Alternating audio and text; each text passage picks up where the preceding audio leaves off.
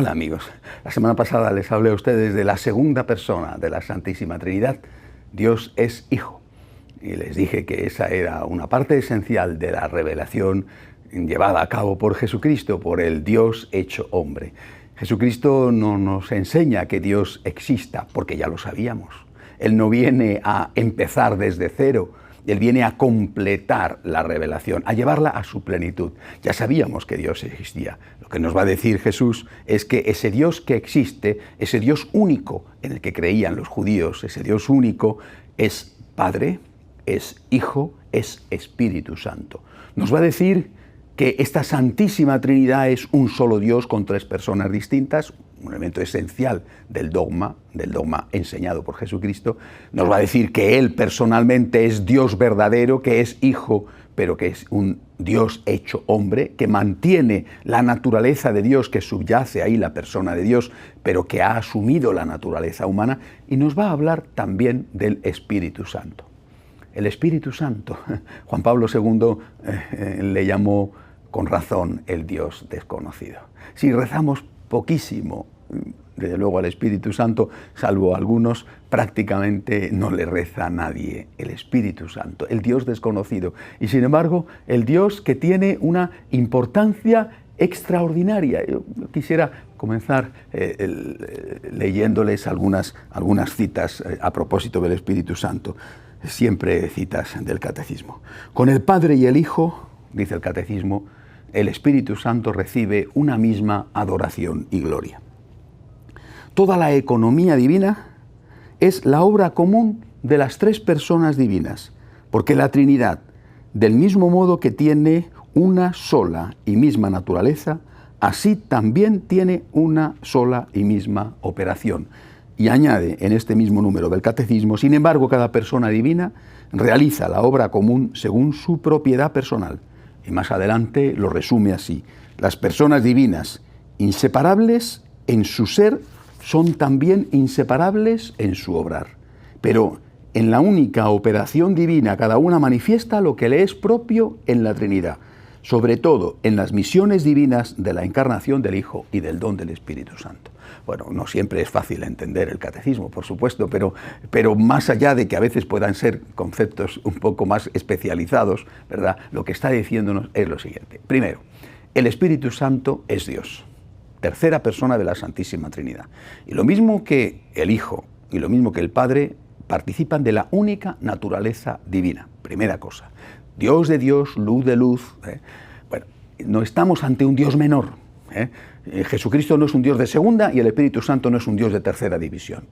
Es Dios, participan de la única naturaleza divina y es una persona divina. Ahora, nos está diciendo también el Catecismo que dentro de esta unidad, de este único Dios, cada una de las personas tienen asignada, y esto es una forma seguramente humana de hablar, una misión específica.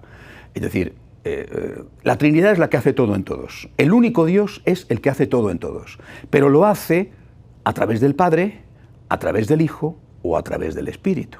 Es decir, la Trinidad, el único Dios, hace la creación a través del Padre, la redención a través del Hijo y hace la santificación a través del Espíritu Santo.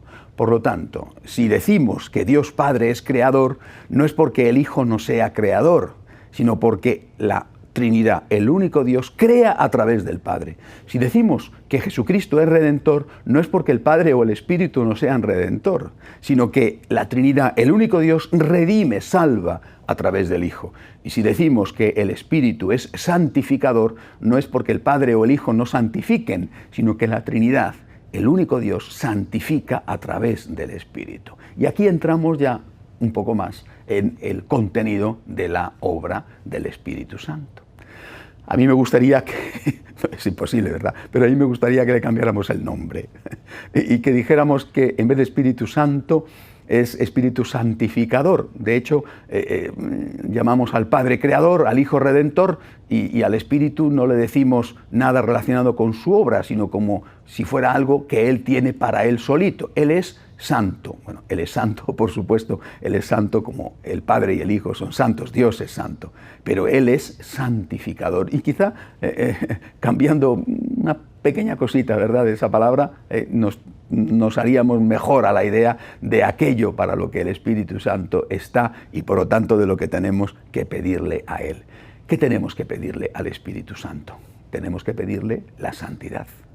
Ahora, miren, la santidad, y hablo muchísimo de la santidad porque es que considero que es fundamental.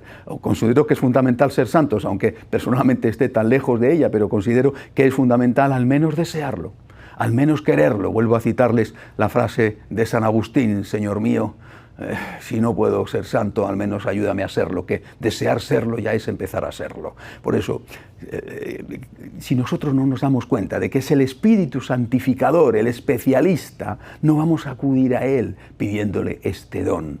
Pero para ser santos lo que nosotros tenemos que hacer es imitar a Jesucristo. Él es el modelo. Pero para recorrer el camino que es Jesucristo, tenemos que tener el deseo de recorrerlo. Ese deseo, ese fuego es el que nos da el Espíritu. Es decir, el modelo es Jesús. ¿Por qué? Porque es el modelo del Dios hecho hombre. Es el hombre perfecto. Siendo Dios, es el hombre perfecto. Él es el modelo. Jesucristo es el modelo de mi camino para ser santo. Bueno, muy bien.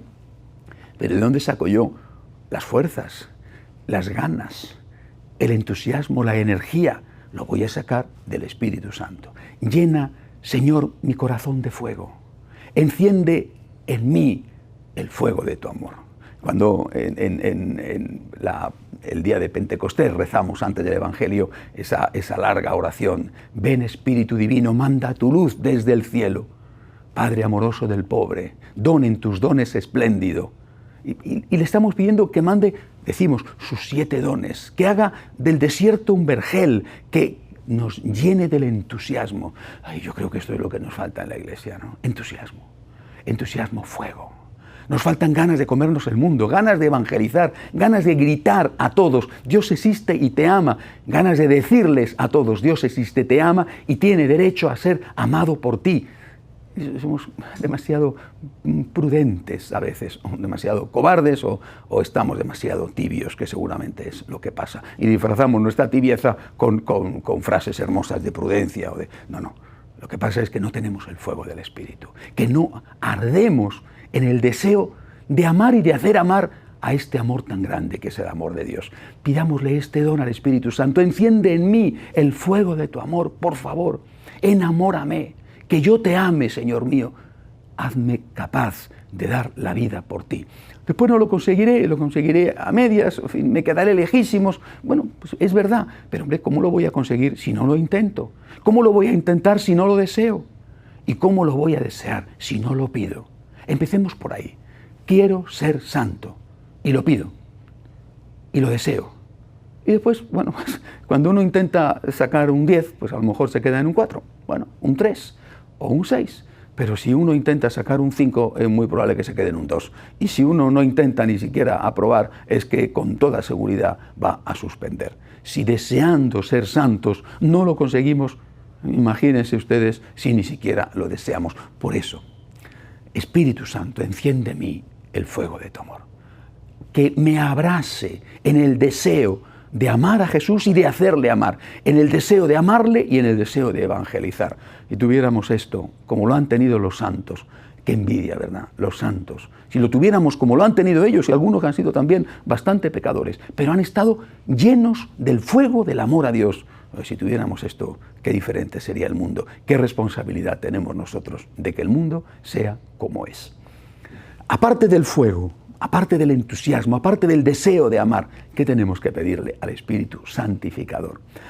Me gustaría hablarles, el tiempo que me queda de este programa, hablarles sobre las virtudes. Hace muchos años en la Iglesia se empezó a cambiar la terminología, el vocabulario, y se empezó a decir que la Iglesia tenía, en los colegios, por ejemplo, católicos, tenía que educar en valores. Y yo recuerdo, entonces era un joven aguerrido, probablemente bastante estúpido, en fin, periodista, Y escribí un artículo que seguramente, como tantos otros, pisó muchos callos, y que decía, de valores nada, virtudes. Bueno, en aquella época aquello fue una cosa, repito, que molestó, porque se consideraba que era la panacea del modelo educativo, hablar de valores. Hoy en día ya también eso, afortunadamente, empieza a estar en revisión. Valores. Bueno, los valores son estupendos, pero los valores son lo que tienen que buscar los ateos. Bueno, no sé si los miembros de otras religiones. Nosotros tenemos que buscar virtudes, porque los valores se diferencian de las virtudes a veces en el contenido, pero sobre todo en que la virtud es algo que se hace por amor al Señor y que se hace cuando te cuesta. Es decir, recuerdo haberlo leído en Chesterton, la virtud es virtud solo cuando es difícil. La virtud es virtud solo cuando no te sale. La virtud es virtud solamente cuando aquello implica un esfuerzo. Hombre, cuando te es sencillito, pues, hombre, es ser virtuoso porque no tienes otra oportunidad, es decir, ser casto porque nadie quiere tener una relación contigo, o ser pobre porque de todas las formas no tienes nada, o ser obediente porque si no te pegan un tiro, y usted, pues eso lo haces, pero eso mérito no tiene ninguno.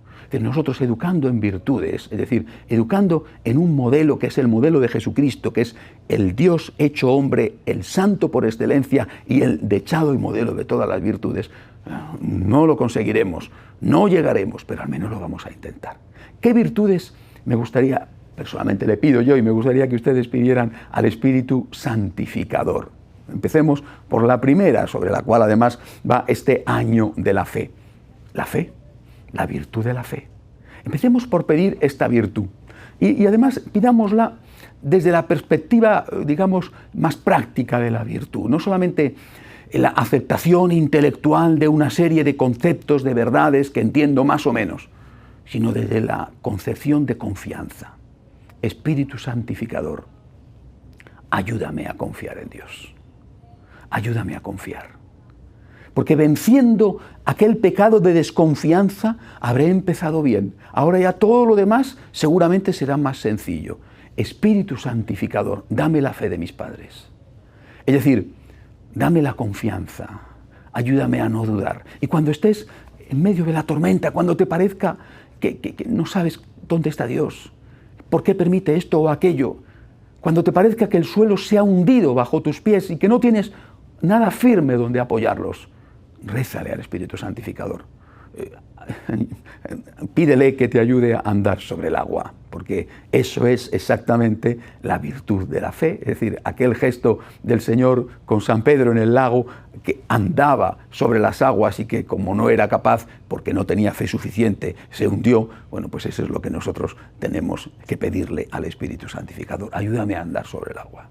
Ayúdame a mantener la fe, la confianza, sobre todo cuando, repito, hay mérito, es decir, sobre todo cuando la situación no es propicia para tener esa confianza en Dios, porque cuando todo me va bien, cuando todo es maravilloso, ¿cómo no voy a tener confianza y no voy a creer en el amor de Dios? Señor, pidámosle esto al Espíritu Santo, que yo pueda decir, Señor, confío en ti. Segundo, la esperanza. La esperanza está muy relacionada con la fe, es un fruto directo de la confianza, pero implica una cosa: esperar es creer que lo que te han prometido te lo van a dar, no creer que te van a dar lo que no te han prometido, que algunos se confunden con eso. Ayúdame a esperar, es decir, ayúdame a tener algo aunque no lo tenga, a disfrutar de lo que no tengo pero porque sé que lo voy a tener. Ayúdame a esperar. ¿En qué? En lo que Jesús ha prometido. El Señor ha prometido esencialmente tres cosas. Primera, la vida eterna si muero en gracia de Dios. Primera cosa que tengo que esperar. Segunda, ha prometido que nos va a ayudar aquí en nuestras dificultades, no quitando nada, sino ayudándonos a llevarlas. Venid a mí, los que estáis cansados y agobiados, y yo os aliviaré. Ha prometido que no nos va a quitar, sino a aliviar, que va a poner su hombro con el nuestro, para que entre los dos llevemos nuestra cruz. La cruz será compartida, y entre los dos, su hombro y el nuestro, sí que podemos llevarla. Por tanto, segunda cosa que promete, la ayuda. Ayúdame, Señor, a esperar esta ayuda, a disfrutarla aunque todavía no la tenga. Tercera cosa que promete Jesús, misericordia. Jesús promete que todo aquel que se acerque a Él pidiendo perdón será perdonado. Bueno, pues estas tres cosas son la esperanza estas tres cosas son el contenido de lo que yo espero, pidámosle al Espíritu Santo que no me falte nunca esta esperanza, que nunca dude de la misericordia divina, que nunca diga, esto a mí no me lo perdonará Dios jamás porque es horroroso. No, Dios te lo va a perdonar si le pides perdón. Que nunca dude de que Dios está conmigo para llevar la cruz y que nunca dude de que si estoy en gracia de Dios, al final de mi vida o al final de la vida de los míos, si han muerto en gracia de Dios, les va a esperar la vida eterna, el cielo, pasando aunque sea por una larga temporada del purgatorio. Tercera virtud que tenemos que pedir, la caridad, el amor. El amor, ¿y qué es el amor, verdad? Bueno, hay tantas definiciones sobre el amor que uno no sabe ya con cuál quedarse, pero el amor es Dios, el amor es Jesucristo, el amor es aquello que hizo Jesucristo, el amor es aquello que hizo Dios. El amor es lo que Él nos ha enseñado. Es decir, el amor es dar la vida por los amigos. El amor es perdonar. El amor es pedir perdón. El amor es echarse la mano al bolsillo para ayudar a una persona necesitada. El amor es sacar un poco de tiempo, de ese tiempo siempre tan escaso, para compartirlo con una persona que está necesitada de ti y que a lo mejor no necesita tu dinero, necesita que estés un rato a su lado. O que le hagas una llamada de teléfono, aunque sea una persona que no se lo merezca o aunque sea una persona pesadísima. El amor es, lo dice San Pablo, ¿no? Dice, en la carta a los Corintios, ¿no? El amor es la plenitud de todas las virtudes, ¿no? El que tiene amor lo tiene todo lo espera, todo lo cree, todo lo tolera, todo lo aguanta. El amor es Jesucristo, el amor es el Dios hecho hombre. Por eso, Señor, ¿cómo tengo que amar? Ayúdame a amar como Jesús. Mírale a Él. ¿Cómo tengo que amar? Tengo que, por ejemplo, amar a todos. Tengo que amar el primero, empezando por hacer las cosas y no esperando a que otro sea el que lo haga. Tengo que volver a empezar y no estar siempre rumiando las cosas que me han sucedido. Aprende a dejar atrás el pasado. Tengo que perdonar y también pedir perdón. Tengo que ponerme en el lugar del otro. Y ponerme en el lugar del otro significa intentar meterme en su piel para comprenderle y para saber lo que el otro necesita. Esto es el amor. Fe, confianza. Esperanza, creer que lo que Él me ha prometido me lo va a dar. No lo que no me ha prometido. No me ha prometido que me va a quitar los problemas. Me ha prometido que me va a dar la fuerza y va a compartir conmigo esos problemas. Amor, la caridad, el amor tal y como amó Jesús. Pidámosle para empezar estas tres virtudes. Y si ustedes me lo permiten, ahí me gustaría añadir otra más, una virtud fundamental. No sé si me dará tiempo en el programa para seguir añadiendo virtudes, pero al menos esta, la virtud especial de María, la humildad. En estos programas les he hablado muchísimo de la soberbia. La soberbia es el pecado de Satanás. La soberbia fue el primer pecado. La soberbia entró en el hombre y en la mujer, de la manita de la desconfianza. La soberbia hizo creer al hombre que Dios era su rival. La soberbia hizo creer al hombre que le iba a ir mejor, derribando de su trono a Dios y colocándose él mismo. La soberbia sigue haciendo creer a los hombres que son dioses.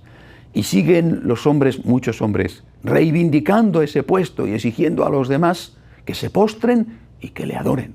La soberbia es el pecado del demonio, es el pecado original y el pecado originante. Y si la Santísima Virgen pisa la cabeza de Satanás, lo hace porque, siendo modelo de fe, ¿y qué modelo?, de esperanza y de caridad, es de una forma especial modelo de humildad. Es la humildad de María la que pisa la cabeza de la serpiente. Es la humildad de María la que vence a la soberbia. Pidámosle esta virtud. Ay, pero si nadie se lo pide. ¿Quién quiere ser humilde hoy en día? Todo el mundo quiere ser sobresaliente. La soberbia. Todo el mundo quiere estar por encima de los demás. Todo el mundo quiere que le adoren, que le sirvan. Todo el mundo es muy importante. Yo vivo rodeado de gente, no en el sentido literal del término, porque vivo con gente que es muy buena, mucho mejor que yo, pero quiero decir que vivo rodeado de gente en el sentido de que el mundo está lleno de personas que son muy importantes. Todo el mundo se considera, como decimos en España, descendiente de la pata del Cid. Todo el mundo es importantísimo, todo el mundo te está diciendo continuamente, oiga, es que usted no sabe quién soy yo, ¿eh? Digo, pues mire usted, el Hijo de Dios nació en una cueva de ovejas y era el Hijo de Dios, así que después de eso no creo que exista nadie que sea capaz de humillarse más. Y la Inmaculada era una ama de casa. Después de eso, repito, no creo que exista nadie capaz de humillarse más. Por eso tenemos que vivir, tenemos que pedir la virtud de la humildad. Y la virtud de la humildad consiste, en primer lugar, en aceptar las cosas como son. Esto hay que explicarlo bien, no significa que nosotros no podamos y no debamos luchar para cambiar las cosas. Pero hay un punto en el cual tú ves que ya no hay nada más que hacer.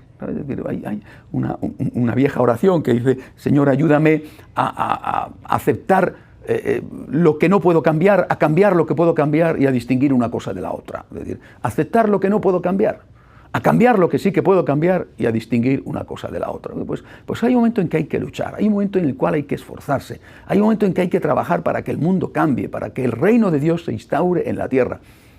Y chico, y hay momentos en los cuales tienes que aceptar las cosas como son. Es decir, tienes que aceptar que estás envejeciendo, por ejemplo. Tienes que aceptar pues que hay unos defectos que luchas por cambiarlos, pero que están ahí, no te tienes que desesperar, tienes que seguir luchando, pero están ahí. Tienes que aceptar que las personas que viven contigo también tienen esos defectos y que seguramente luchan o no luchan, pero que en todo caso están ahí. Es decir, hay que aceptar una enfermedad y hay que ir al médico, intentar curarse, pero al final hay que aceptarlo. Hay que aceptar una muerte y hay que intentar evitarlo, pero al final hay que aceptarlo. La humildad consiste también en saber que nosotros que estamos en manos de Dios y que aquellas cosas que no suceden porque Dios quiere. Y que tenemos que hacer nuestra parte para que las cosas mejoren. Pero al final digo: mira, Señor, que se haga tu voluntad. No entiendo por qué esto sucede, pero lo acepto, porque tú no lo permitirías si no fuera bueno para mí, aunque yo no lo entienda. Y luego hay una parte de la humildad que consiste en atribuir el mérito de todo lo que hacemos a Dios. Lo hace la Santísima Virgen en el Magnificat, cuando ella dice: proclama mi alma la grandeza del Señor. Se alegra mi espíritu en Dios mi Salvador, porque ha mirado la humillación de su esclava. El Señor ha hecho obras grandes por mí. La Virgen María no está diciendo: a ver, esto de ser la Madre de Dios no tiene importancia. Esto es una nadería, hubiera sido ridículo y ofensivo. Dice: esto es una maravilla. Claro que sí, es una maravilla. Y lo está haciendo el Señor a través mío. Pero es el Señor el que lo está haciendo, no soy yo. Este es otro aspecto de la humildad. No tenemos por qué avergonzarnos o ocultar las cosas buenas que hacemos. Pues claro que las hacemos. Pues esta señora a lo mejor es una magnífica cocinera, y este señor es un extraordinario arquitecto, o es un excelente médico, y usted, qué buena operación quirúrgica ha hecho usted. No, hombre, no, esto no. Pero pues sí, efectivamente me ha salido bien, pero es Dios quien la ha hecho. Si no hubiera sido por Dios, yo no podría hacerlo. Esto es obra de Dios, mérito de Dios. Esto es lo que nosotros tenemos que hacer. No negar la realidad de las cosas, sino, por el contrario, atribuirle a Dios el mérito, porque realmente es Él el que lo tiene.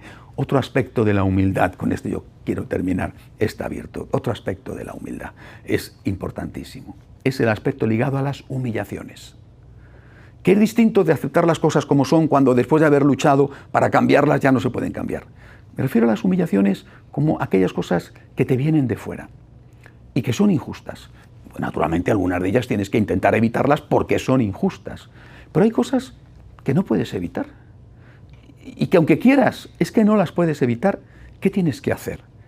Recordar siempre, siempre la humillación voluntaria que sufrió Jesucristo haciéndose hombre. La humillación voluntaria que sufrió Jesucristo muriendo en la cruz. Y uniéndote a Él en esa humillación. Aceptando tu humillación por amor a Jesucristo y unido a Jesucristo. Eso es una parte esencial de la virtud de la humildad. Además, no hay que olvidar una cosa. El Señor dijo: el que se humilla será enaltecido. No dijo: al que le humillan será enaltecido, o al que le humillan le enalteceré. El que se humilla, es decir, el que acepta esas humillaciones, déjale a Dios que haga de Dios. Déjale al Señor las cosas y ponte en sus manos. Él hará justicia. Tú lucha por cambiar las cosas, lógicamente defiende tus derechos, atribuye a Dios el mérito, y cuando vengan las humillaciones, únete a Él y déjale a Él que haga las cosas, déjale a Él que sabe hacerlas. Fe, esperanza, amor, humildad y todas las demás, la laboriosidad, la castidad tan importante hoy en día, la pureza, que es una forma de vivir la castidad. Después, por ejemplo, la templanza, el control del cuerpo. Después, tantas otras virtudes, es decir, todas esas que nos van a hacer parecernos a Jesús. La misericordia, la justicia, todo lo que nos va a hacer parecernos a Jesús. Pidámoselo al Espíritu Santo, que es que le tenemos en paro. Es un Dios al que no le damos trabajo. Es un Dios al que no nos dirigimos nunca. Y su especialidad es la santificación. Está para eso. Dentro de la Santísima Trinidad, esta tercera persona es la encargada de santificarnos. Pidámosle, lléname de fuego, hazme desear ser santo, ayúdame a amar a Dios, ayúdame a parecerme a Dios, aunque sé que, por supuesto, la santidad está tan lejos de mí que jamás podré alcanzarla, pero poco podré alcanzar si no lo deseo. Espíritu santificador, ayúdame a amar a Dios como Dios se merece. Hasta la semana que viene, si Dios quiere.